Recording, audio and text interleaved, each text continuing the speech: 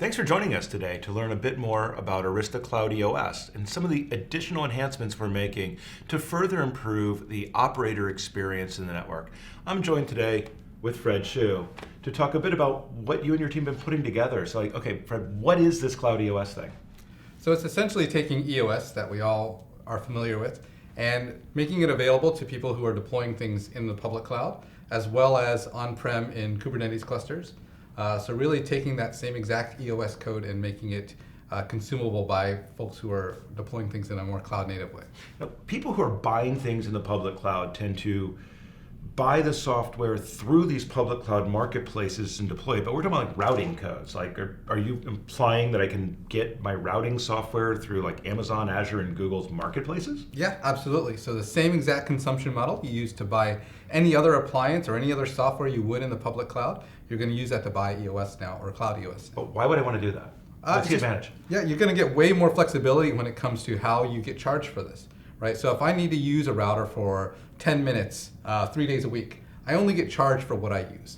So instead of having to pay for it, in perpetuity for 24/7, 365, I only charge for what I actually use. So building out like a test lab environment or a data analytics cluster, evaluate something for an hour or 5 hours, and then scale it back down, that works perfectly in this type of environment. Absolutely. Also, if you have a burst, if you have some additional needs, you can scale out dynamically as well. Hold on, so it's not just then when I'm scaling out adding new places, but you're saying even the bandwidth itself within a particular instance can be scaled up or back? Yeah, so you can scale it either by grabbing larger instances, or you can scale it out by grabbing lots of smaller instances.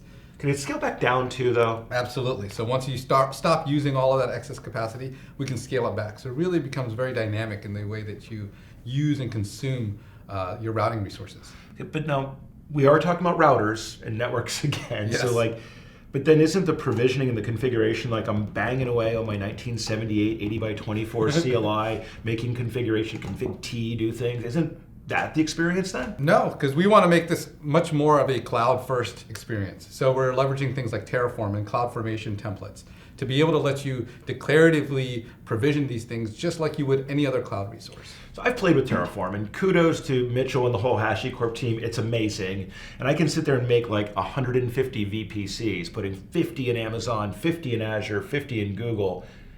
Is what I'm hearing you say like I can do that and then somehow magically deploy routers and connect those together? Absolutely, yeah. And the beauty is it's just a few lines of code in your HashiCorp Terraform template, and it's going to work across multiple clouds. How many lines of code? Let's say about 6 to 8. Okay, so 6 to 8 lines of script change, and the network gets deployed automatically. Yeah, and you can check this into your repos. You can treat the infrastructure as code, right? So this is one of the buzz terms you hear out there.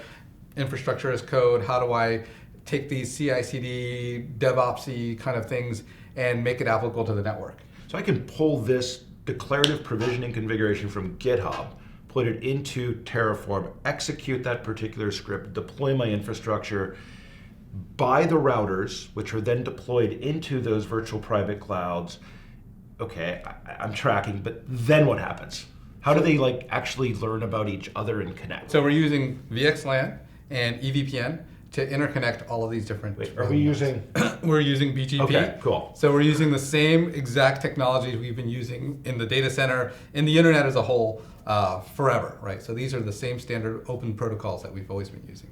I'm confused though, because you just went from, we're doing HashiCorp Terraform across multiple public clouds to create multiple virtual private clouds, which, okay, I get modern, advanced infrastructure as code, declarative provisioning. Awesome. And then you just said BGP, EVPN, VXLAN, IPsec. Mm-hmm.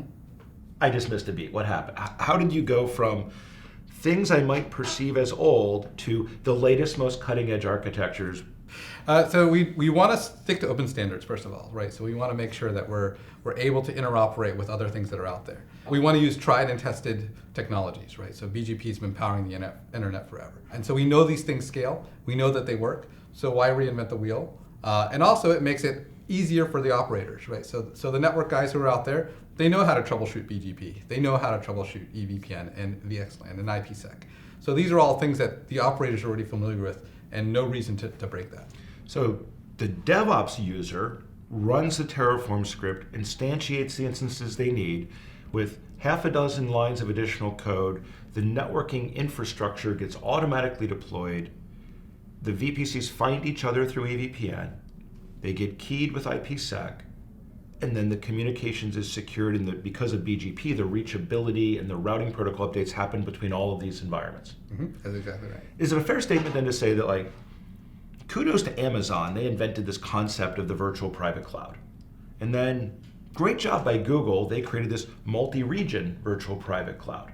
And what I'm hearing you say is we're now creating a multi-region, multi-provider private cloud by connecting these multi-cloud environment together into a single large global virtual private cloud. Yeah, and what's really cool is that, as you said, these segmentation identifiers are stretching across multiple clouds, right? So if I define a VPC to be dev in Amazon, it can stretch across to Azure, to Google, even on-prem. And we're just separating things again using VXLAN, using EVPN, and using VRFs. So okay, again, I can connect my multiple clouds together, which is great because a lot of enterprises are deploying multiple cloud environments now.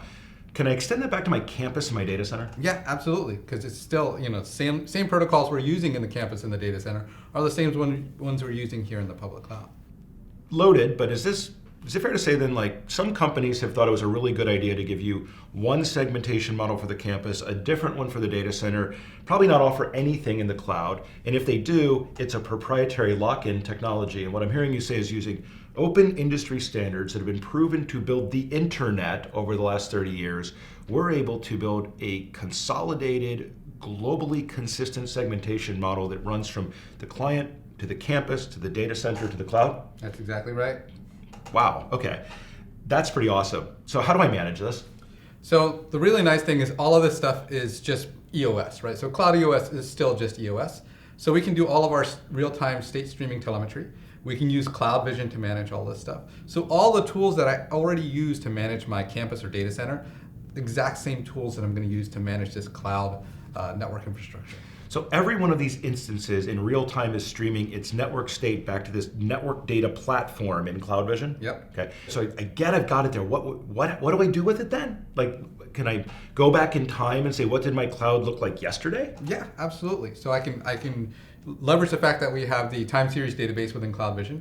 I can scroll back through time, however long I want to store this data for, see exactly what the network will look like, look at network incidents. I could export this data to third-party tools and other monitoring tools.